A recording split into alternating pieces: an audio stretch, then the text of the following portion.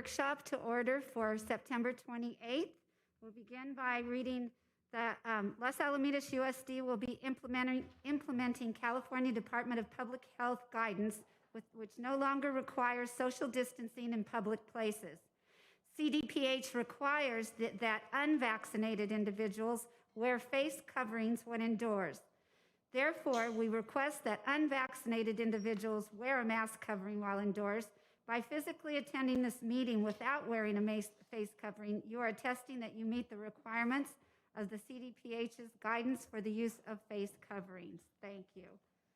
I'd now like to call this meeting to order with a roll call, please. Mrs. D'Angelo. Mr. Fayette. Here. Mrs. Catulli. Here. Mrs. Davidson. Here. Mrs. Hill. Here. Mr. Forehand. Here. Next, we'll move for adoption of the agenda. Do I have a motion? Second. Any discussion? All those in favor say aye. Aye. Aye. Opposed say no. The motion carries 5-0. At this point, we move into our public comments.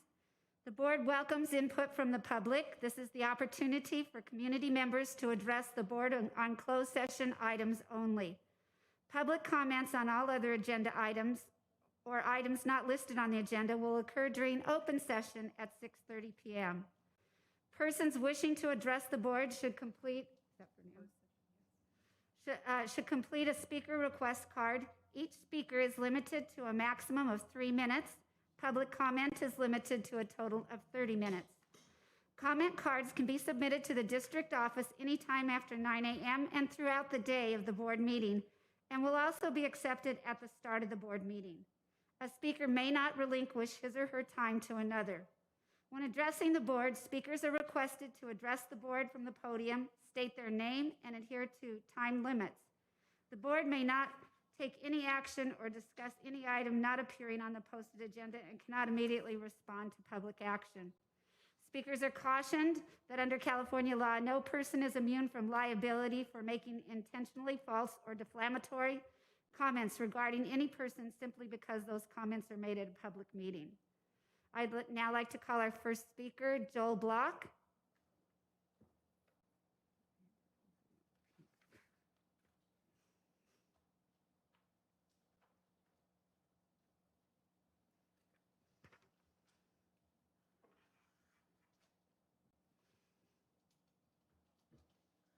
Is it 2 minutes? 3 minutes. You have 3 minutes, Joel. 3 for now. Okay. I'll try to be brief. My name is Joel Block. I live in Rossmore. My twin sons enjoyed their entire time from K through 12 in this wonderful school district.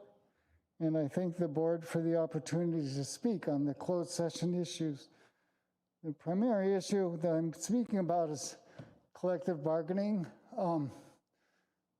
Last meeting, there was distributed as an attachment I think it was the tentative agreement that CSCA and the district reached, including financial terms.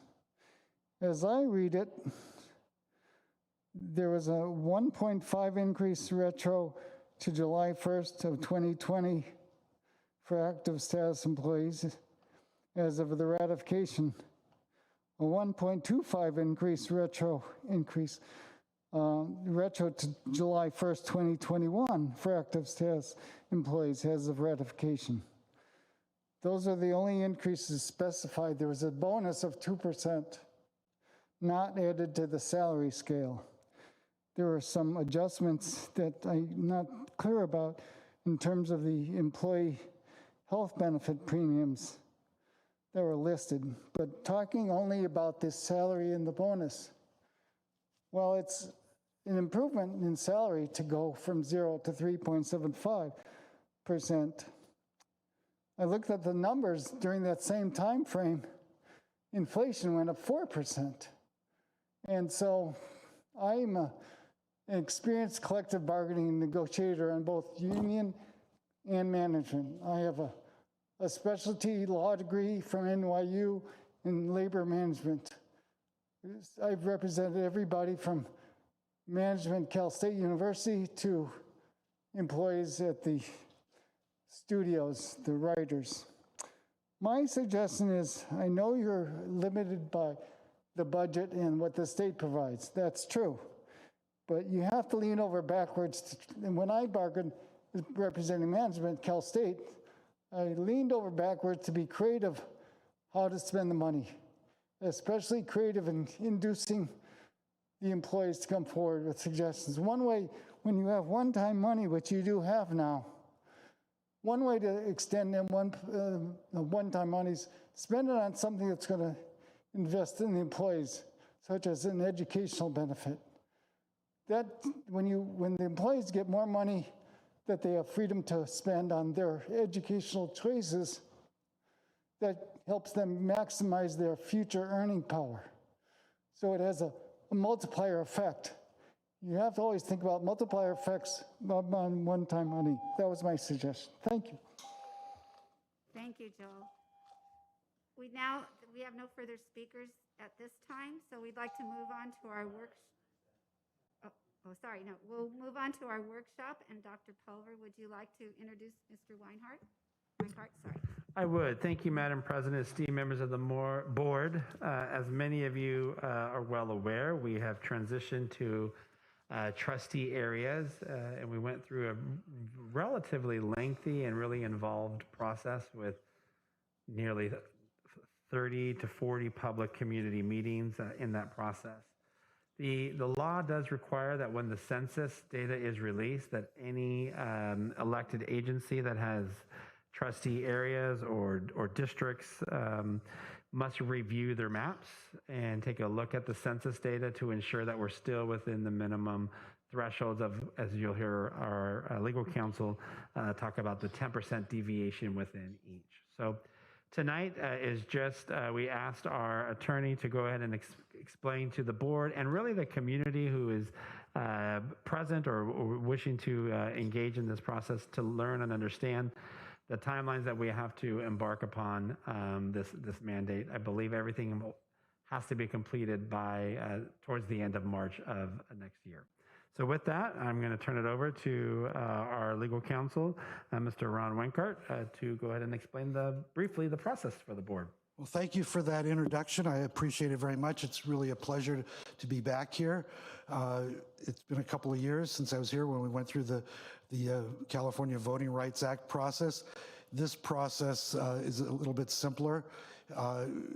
Basically, we look at whether the trustee areas as they now exist based on the 2020 census, whether they vary more than 10% or not. So with that, let me kind of go into the formal part of the presentation.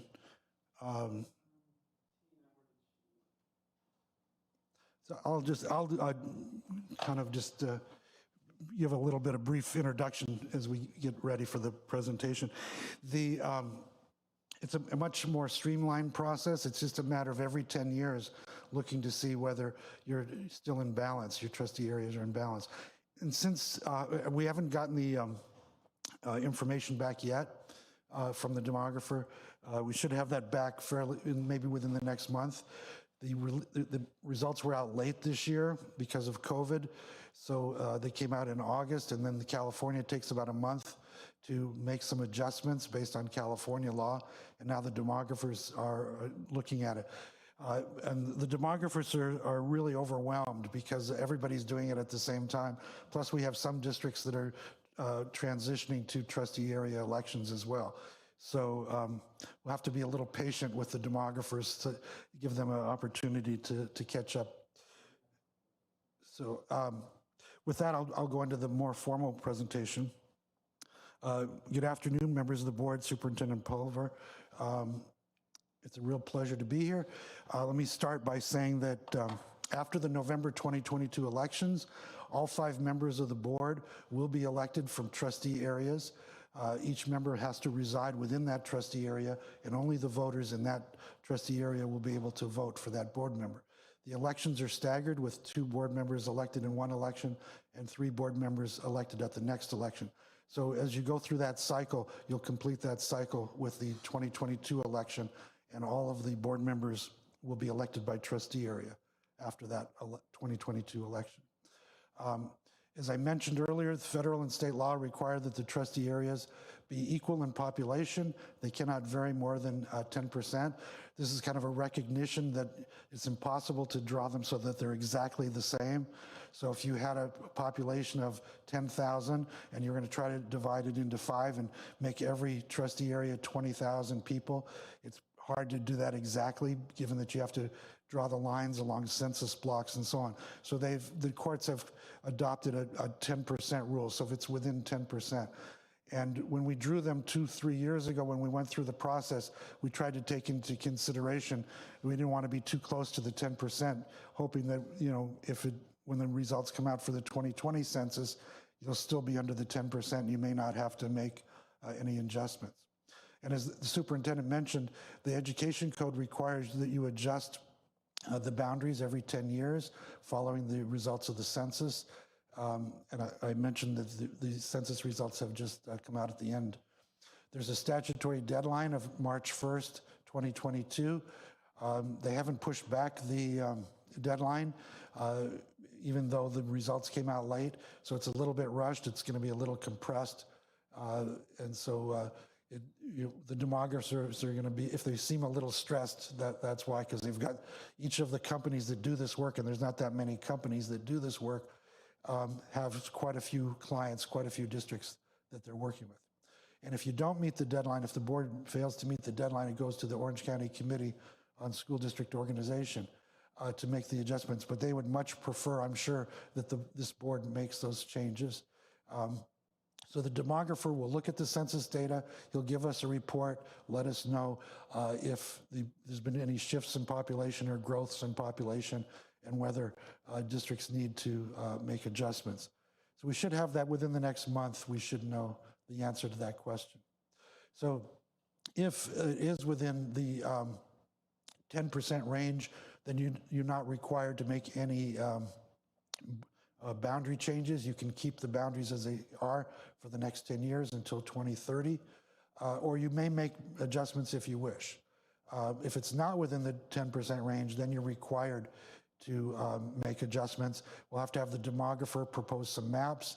We'll then you'll be able to look at those maps at a public meeting, and then you'll get to vote on it.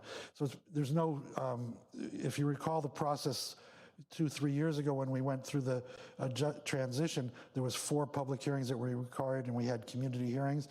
For this process, there's no minimum number of public hearings that are required, but it usually takes about 2 meetings, 2 public hearings, if you have to make adjustments to make those adjustments. And you can have community meetings too, if you wish. So it just depends on the process and the community involvement and how much of a change that there might need to be made, all of those types of things. So we should know that in the next month. So that's kind of it. I mean, it's a pretty straightforward process. And so I'll just open it up to any questions that you might have. Yes. Excuse me, I think I need a point of clarification. You said if we do have to make adjustments, that we don't need to have public comment on it, that the board can just make that decision?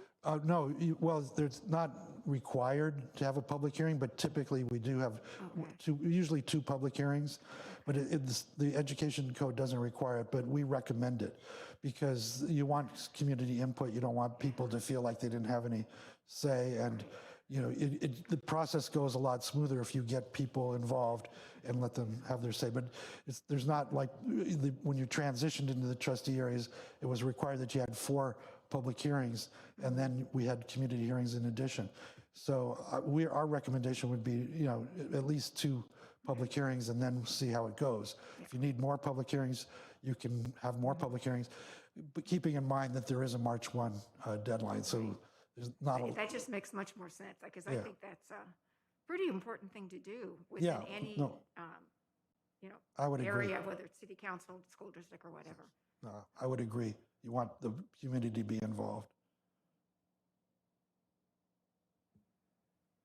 So the only thing I would add, it is the March 1st, not the end of March.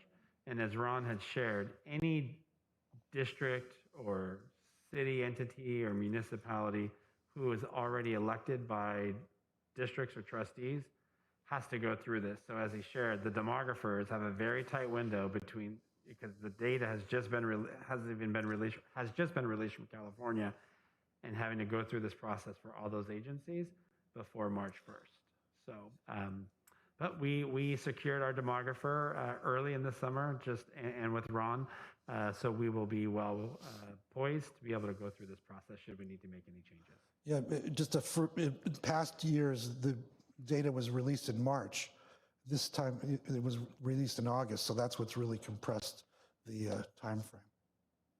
And we don't have any indication when that may be?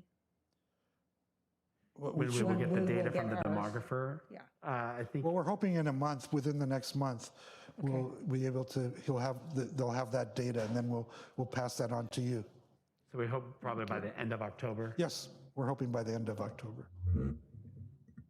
Thank you. Are there any further questions? Thanks so much. Well, thank you very Ron. That much. It was good to very see everybody. informative. You too. You too. So at this point, we will close the workshop and move into closed session and return at 6:30.